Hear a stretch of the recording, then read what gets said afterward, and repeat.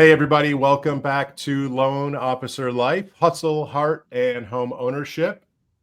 150 episodes. Who would have thought 4 years ago when I helped my friend Marvin start to create content for his platform that I would still be doing this crazy podcasting thing. But this is the 150th episode.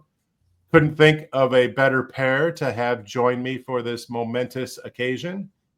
Excited today, guys, to bring the leadership from MISMO here and share with those of you who don't know much or don't know anything about MISMO. We're gonna get a crash course, and for those of you who are aware, I think you're gonna learn there's even more going on than you might have known. And we're gonna talk about all things MISMO. We're gonna kind of get a peek into the future, and mostly we're gonna help you guys understand who this great team is and how they help our industry move forward. Joining me today is Rick Hill. Rick is the president of MISMO, and Amy Moses. Amy is one of the newer team members who's leading the business development efforts and other things at MISMO. Guys, welcome. Thanks for having us. Congratulations on 150. Yeah, I'm closing in on Joe Rogan. I promise this won't be a 7-hour podcast. Good. I'm getting paid for this appearance. Is that my understanding? You will, if you're familiar with Caddyshack, it's like when Bill Murray talked about the Dalai Lama. You know, you're gonna get you'll see it later in life. You'll get your benefit. So, well, let's dive right in, guys. I got a bunch of questions, and it's funny, as I was preparing for our conversation, talking with some folks. By the way, yesterday I was, where is it here? I was at the golf event here in Detroit. We're actually recording the same day we're going to publish. I don't do that very often, but I spent the day at the Rocket Classic in Detroit with a lot of mortgage people. Thanks to everybody for coming in and supporting the great event in the city of Detroit. And I was trying to get my bearings on this conversation and asking folks kind of where they were with MISMO. And it's a mixed bag, right? There's, depending on the person and where they sit in their business, everyone's heard of MISMO. There's no question about it. Not everybody knows exactly what MISMO is. And so I'd like to just kind of start there, and maybe Amy, you can kind of take this one. This acronym MISMO, right? MISMO. It's right over your shoulder. What does that mean? Sure. Yeah, thanks, Brian, and cheers to 150 episodes. And I would argue with you a little bit because not everybody has heard of MISMO. I've been on this listening tour for the last 4 months, and I was at an event that was a room full of loan officers, and nobody there had ever heard of MISMO, save for one person because her husband works at Freddie Mac. Okay. And MISMO has a lot of interfacing with the GSEs. So she was the only one that had heard of it. So there is a lot of education to do. And MISMO is an acronym for Mortgage Industry Standards Maintenance Organization. So we are the standards body for the real estate industry in the United States.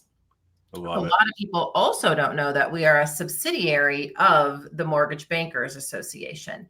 So while the national MBA and state MBAs, I know a lot of LOs are very engaged with their state MBAs, those bodies focus on legislative issues and advocacy. MISMO is different because we're solving problems for the industry through standardization.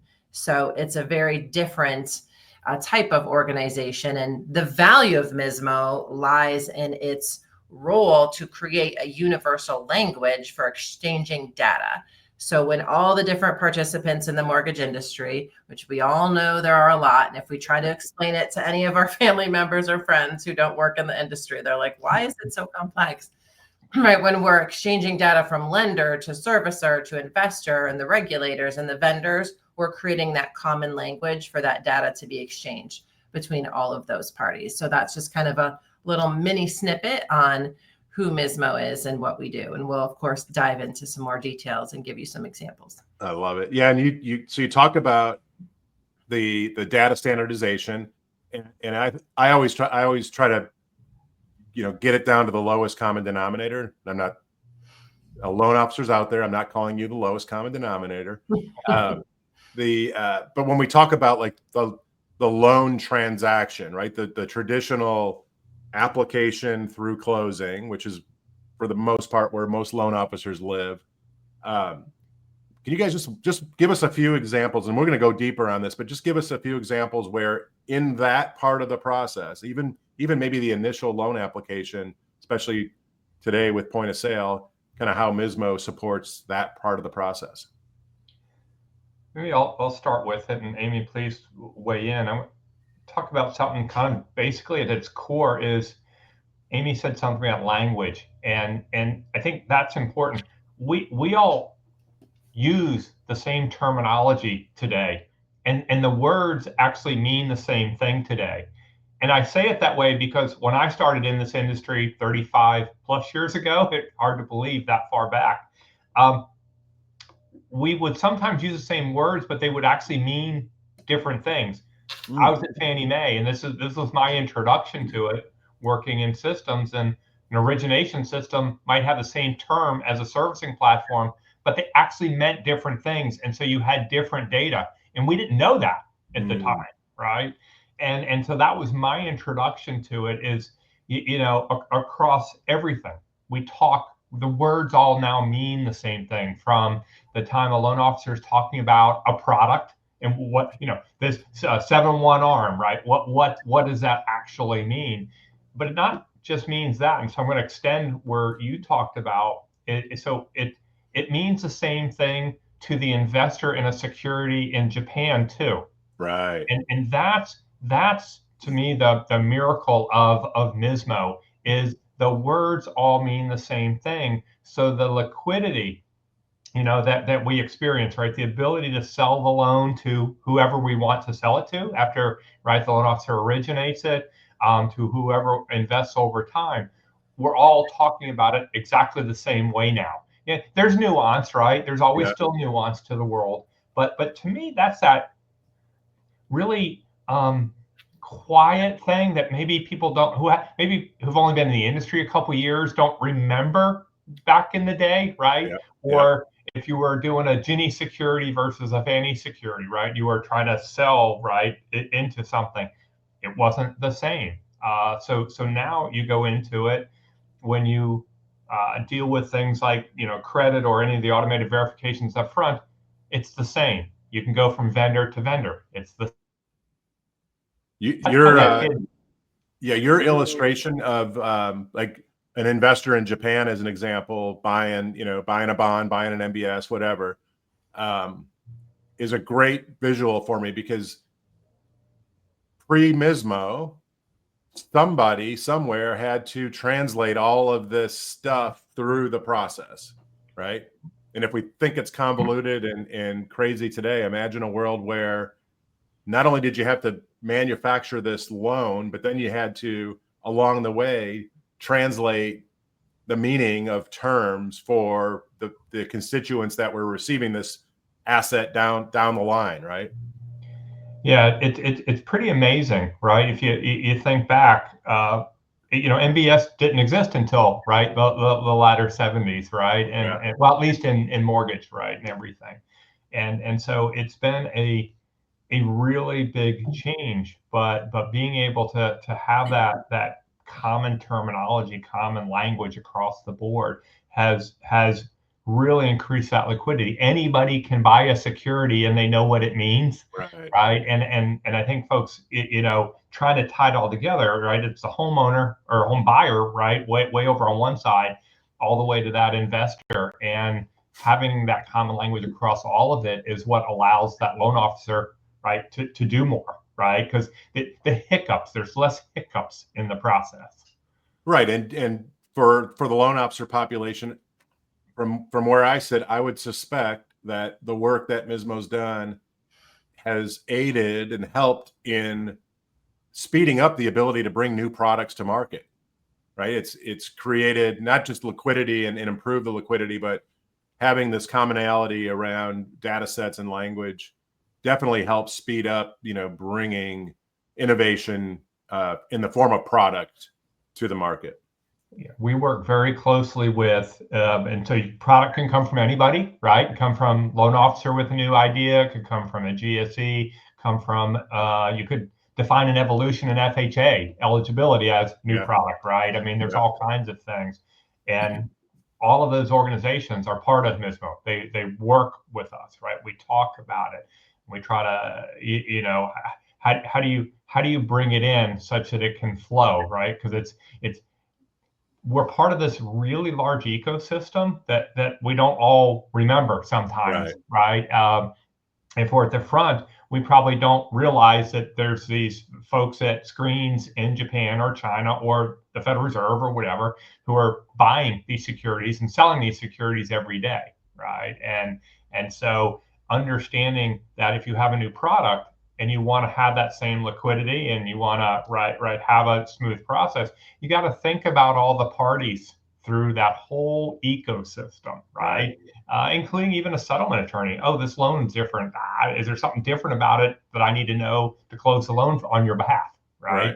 So it's a pretty interesting industry that we live in. It's obviously been a lot of fun for me for 30, I think 30, I'm in my 38th year, something like that. You got me by a couple. I'll be hitting my 35th year this fall, which is pretty crazy. So, 150 episodes of this little podcast, that's impressive, but MISMO's been at this for 25 years, right? You just, the organization just celebrated its 25th year anniversary. We did. And as I've spent some time getting to know you guys and MISMO a little bit more, I would argue that the next 25 years are almost 100 times more important than the prior 25 years in terms of what's going to happen with our industry, and certainly the next 5 years, maybe even the next 5 months, as fast as AI is moving, is going to be impactful. Rick, you've been in this industry and you've seen MISMO from day one. What's, as you kind of look back on 25 years, what do you think's changed the most? And then what are you excited about, going forward? Yeah. And what I'd say is, obviously, and this is true, not just for our industry, but really most people, technology has really changed almost every business out there, right? How we do business. I mean, it's incredible the computer chips that are inside your refrigerators and stuff today, right? I mean, it's everything. And so that evolution of technology, when I started, I'm a CPA by training, and so not a technologist by training. When I needed something, I had to go and talk to a group of technology people who would say, well, that's going to take a year and $1 million or whatever to do something. And you didn't know any better, right? And then technology has kind of evolved over time. And it went into all the business analytics types of things. Now we're kind of getting into this thing with the generative AI, and I know we'll probably talk more about it. The generative AI, it kind of democratizes things, right? Someone like me, you, Amy, really anybody listening, actually can use generative AI. They're designed for folks like us. So it democratizes access to the data. So there's been this evolution to this point where now we can do it. So there's goods and bads, right? We not having training and all, it could be a negative, but it's really changed the way we're doing things. Data, therefore, is much more important than it ever was. I mean, just keeps getting more. You see entire businesses, Google and all, their entire business is actually not about search. It's about getting your data, right? And then marketing to it and things like that. And so that growth of data, I think, is only going to continue. Our ability to pay attention and monitor our interactions with the consumer, right? And what are they saying? How are they talking about stuff? Are they repeating questions, right? Things like that. So we're going to capture that, which is going to, I think, kind of evolve to where it starts to help us do a better job of serving a consumer, right? So this is, getting into the AI, but it's listening in the background, and it's trying to learn, and it's trying to. One of the great examples someone gave me recently was it was listening, and someone had said that their mother died or something like that, and said it 3 times, and finally the AI thing in the background told the loan officer, hey, you might want to stop and talk about this because the person sounds like they want to talk about it. Right. And we're in a customer relationship business. And so this is weird because now we're using the technology to make us better people in a way. Yeah. But I do look at that as being something that is going to evolve as we go forward. Yeah, I think it's the application of AI going forward in the context of how we deal with consumers is going to be groundbreaking. I talk a lot on this show because we're talking to loan officers primarily. I personally don't believe that AI is going to replace loan officers, but what I talk about a lot is loan officers who embrace and use AI in their business will replace the loan officers that don't do it, right? That is exactly what so many of the learned folks, when I talk about AI, that's really it's these technology, and including AI, they're technology, right? They're aids to us. And can technology do certain things without us? Sure, right? But in here, it's going to be the aid. And I think, when I think about our entire process of producing a loan, and we're kind of think about it as every consumer out there needs something different. So think about if a loan is a manufacturing process or a highway, even everybody needs a different exit ramp, right, to get off, because if I bought waterfront property several years ago, I didn't know if I needed flood insurance. I didn't know a whole lot about flood insurance because I'd never dealt with it. I needed the off ramp there to get aid from people. I needed to ask questions of people. And then I got back on the on ramp because most of the other stuff, I've bought homes, I'm in the industry, I knew a lot of the rest of it. A different consumer has a different off ramp, right? And they're going to want to get off to talk to a person for that kind of aid. And if the person has the tools behind them to be able to give them great answers every time, then the consumer's going to have a lot more confidence. But I absolutely believe, I think they're aids. They are not replacements. Right. Even for the young kids. And actually, even say it differently, young people not having bought a home, purchased one before, they want help, right? They want help. This is a big transaction. Doesn't matter if they're a quote unquote digital native. They still want help. Yeah, I hear on that front, I hear all the time, the expectation, the table stakes, if you will, is the digital experience. But the need is still for that human in the loop, that human to kind of guide and help, the empathy that we as humans can provide other humans, especially those going through an anxiety-ridden process like buying their first home. It cannot be measured. So Amy, I want to spend a few minutes on, what you've learned here in the last 4 months on your listening tour, right? And maybe pivot that in a way that will help our primary audience, loan officers, kind of get an idea for how they should be thinking about being involved and being aware of all the great things that are happening with MISMO. Sure. Yeah.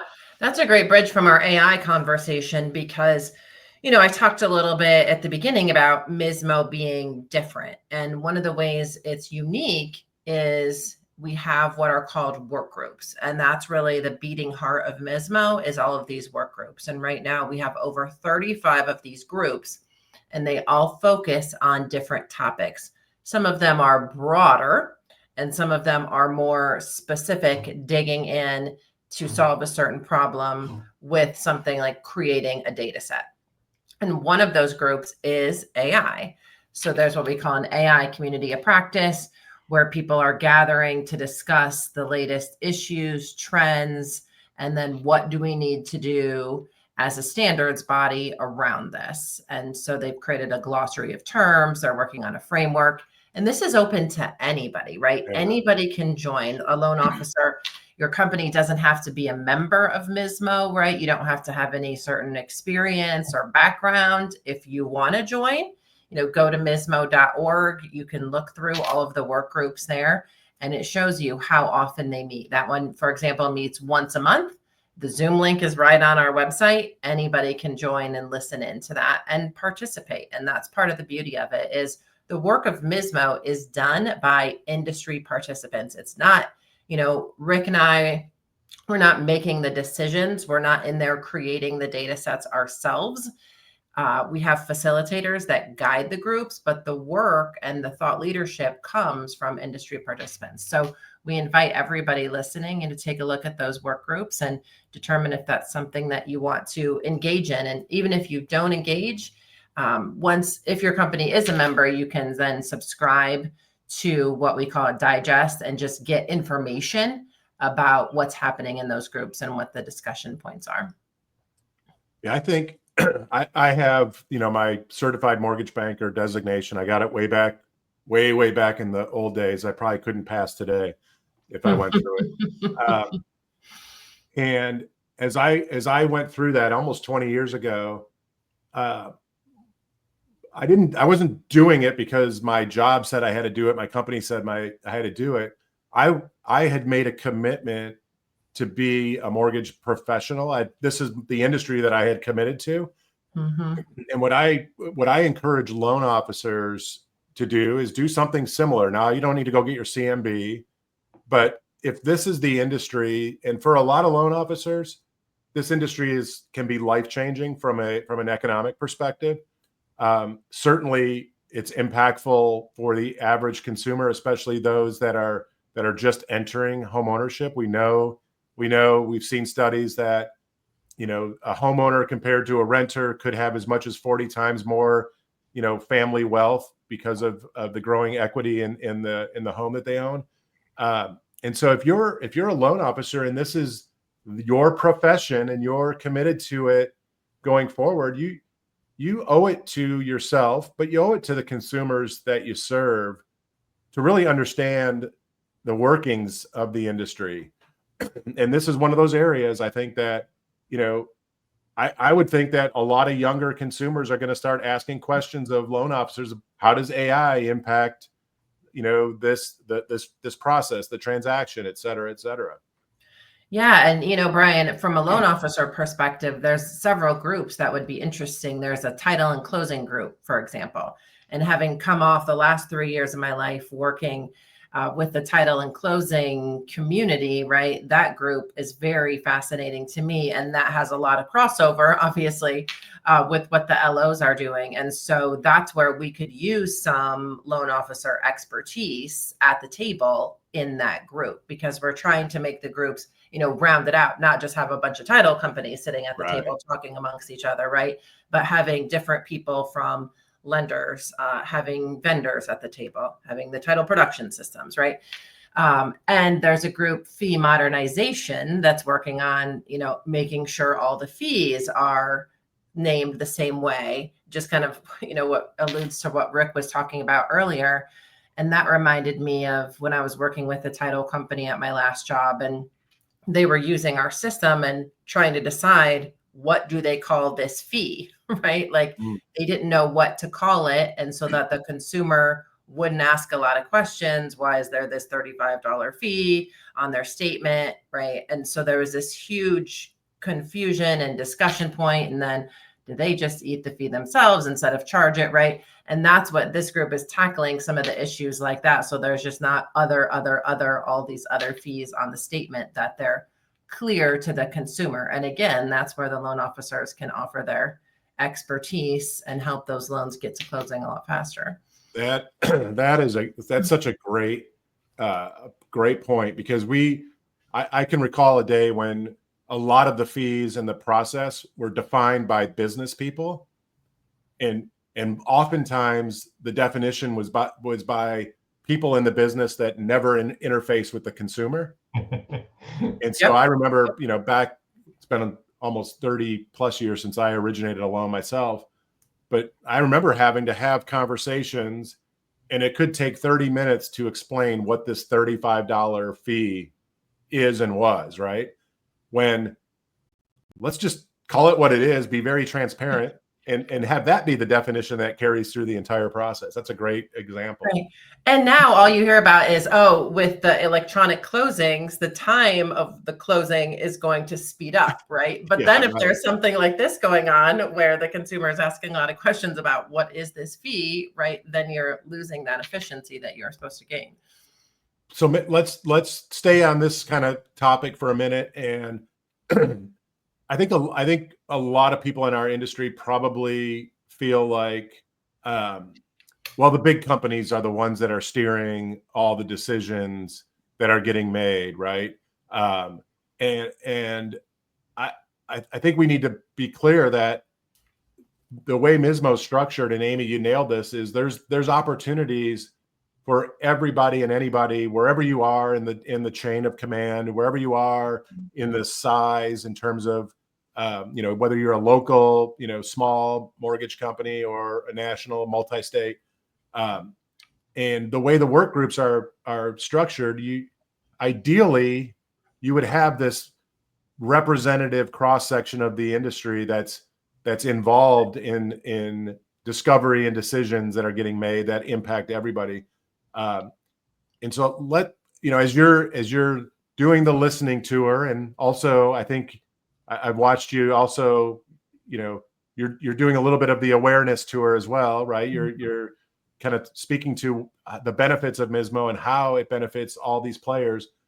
In your 4 months plus, Amy, in this capacity, like, what's the biggest value prop that you're kind of putting out there when you're talking with some of the players that maybe aren't the national lenders or the biggest technology vendors?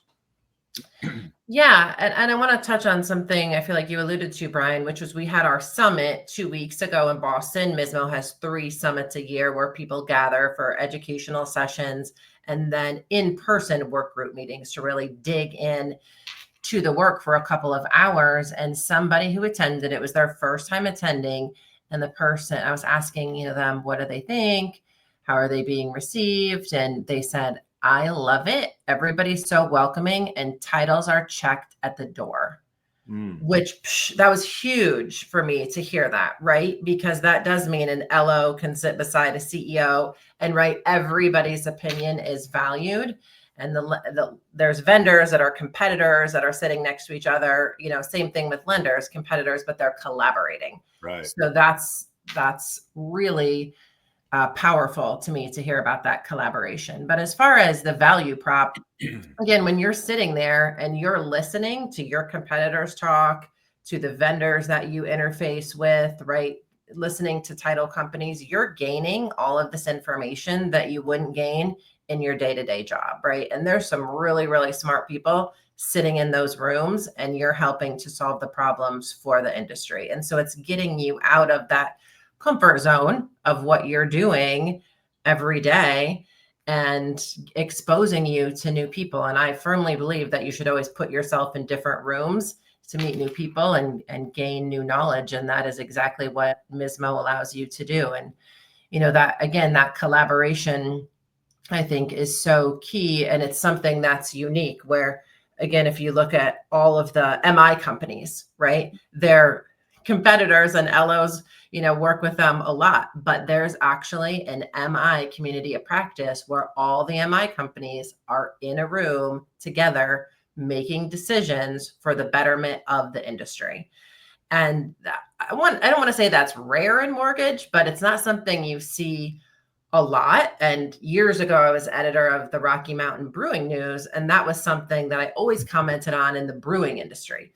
That brewers collaborated, right, for the betterment of their community, to help great causes, to share what they've learned, make a better product. But I hadn't seen that. And I've worked in mortgage almost my whole life too. Hadn't seen that. But MISMO is that place. And so I think if people take a chance and, join a couple groups and get engaged, they'll see that unique perspective where it's not, they're competing with the, shop across the street. I love that. I just learned about you and your love for brewing. So that's a note that's going to be tapped into at some point. Maybe you'll cheers your 150 with the craft beer later tonight, Brian. So Rick, you've already taken advantage of that. Yeah, yes. Hey, I kind of weigh in something you had asked about the value prop, and Amy talked about, being part of the group, which is the most incredible group of people I've really ever worked with. I've worked with lots of folks, but the time people will spend with you is just incredible to educate us on things. But the other part of the value prop, when I think about a loan officer, they're not going to know about a lot of things, and they shouldn't have to care about a lot of things, right? Maybe they shouldn't have to care about how the MIs are talking to each other, what Amy used, but that's critical that they do those kinds of things. Why is it important to me, to a loan officer or anybody, is we're trying, and we are and have succeeded in keeping costs lower than they otherwise would have been, right? Cost being lower means more units. It means more people can get into homes. If you think about, and I'll use this as all the new regulations that came out, post the Great Recession and everything.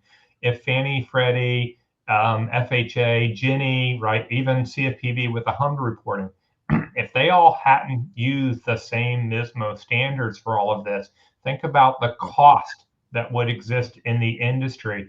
Cost means less people can buy homes, which means less units, right? So when I really bring it down to a loan officer, that's kind of a way to think about it. The loan officer needs MISMO to do what it does, even if they're not always part of what it is that we're doing. We need to do more of it, right? We do. Costs, we still talk about those high costs. Unfortunately, they would have been a lot higher without MISMO. And our goal is to really continue to try to rein that in and rein that growth in costs in.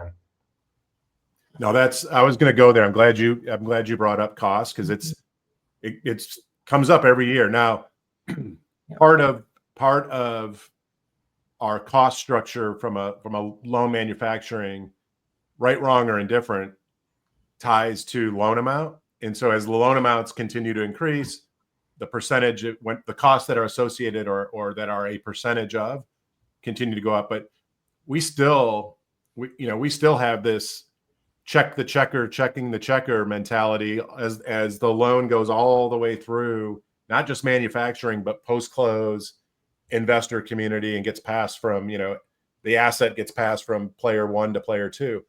And, I'll close with this question for you, Rick, because, I think, as I think about the next couple of years in our industry with what's going on with the rapid expansion of AI, where do you see the biggest opportunities for MISMO to help support not just tech adoption, but the AI impact that not just within the confines of MISMO, but across the entire ecosystem? What's exciting for you that we're going to tackle here in the next couple of years? There's several things, and obviously, even in the interest of time, we won't be able to hit some. But you set it up by these checkers checking the checkers, and I don't know if loan officers, they probably hear about it, but maybe they don't experience it. They probably experience the negative parts of it, right? But don't have to always feel it themselves.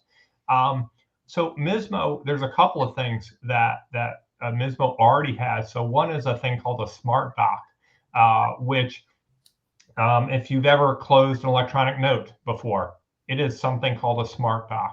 And all that means is that the name and the loan amount and everything, as well as the form of the note, they're all one thing in electronic world. That's all it means, is the data and the document, the form itself, are one file, and they're tied together. So all that stuff about giving data to Fannie Mae, let's say, and the data then being different from what was on the form, that's what causes the checkers check the checkers, right? Because it gets disconnected. We are trying to move all of the things that we can to SmartDocs, right? So if you think about every document in a closing package, the closing disclosure, the loan application, right? The appraisal, all of the data, the forms, the bank statements, right? In theory, all of those could be SmartDocs. Once you start to do it that way, you start to eliminate the possibility, right, of the data and the documents being different. So it very much addresses the example you gave, because then you can start to trust. And once we reestablish that trust, right, we start to solve issues, right? So I think that's what a lot of people don't know about. They hear about AI and all these things, and they don't know that we actually already have things that can solve that so-called trust issue that you talked about. Love that.